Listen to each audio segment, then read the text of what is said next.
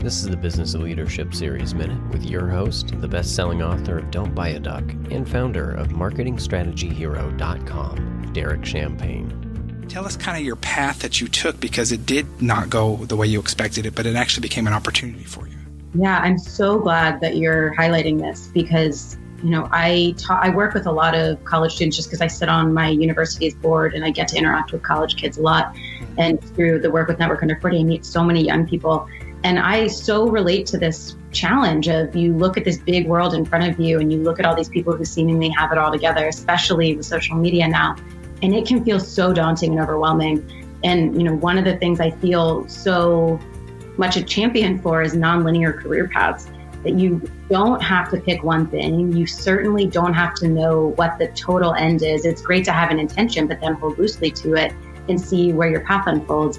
But that, I definitely was that person who struggled to identify what I wanted to do. And I think it's in large part because, one, I had a lot of different interests, none of which did I feel like I was the absolute best person at. And also because a lot of the things that I was good at, one, they came naturally to me, so I took them for granted. And two, they weren't the things that were celebrated in school environments.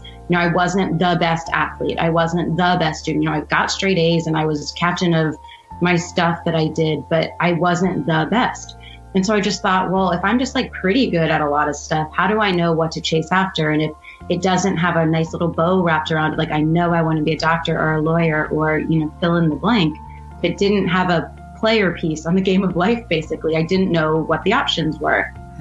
And so I remember graduating from college and I studied religion and Italian, which, let's just start there, is really random.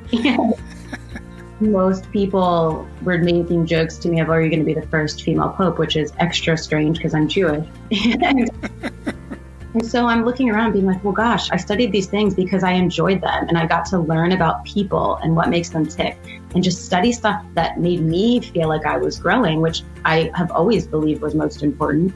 But when I then thought about, well, I'm about to go into this world and I need to make money, what does that look like by way of a career? So I started doing what I think most advice tells you, which is do the thing you're passionate about. And when I was 22, the only thing I knew I was passionate about was fashion. So cheesy, but it was true. So I ended up, fortunately, going through a string of connections, sort of not by total purpose, but basically I worked at a boutique in college. The owner became like my second mom.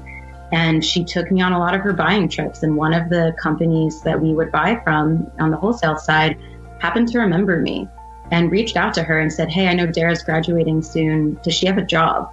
And I was so fortunate that all these things came together. To hear full episodes of the Business Leadership Series, visit blsnow.net.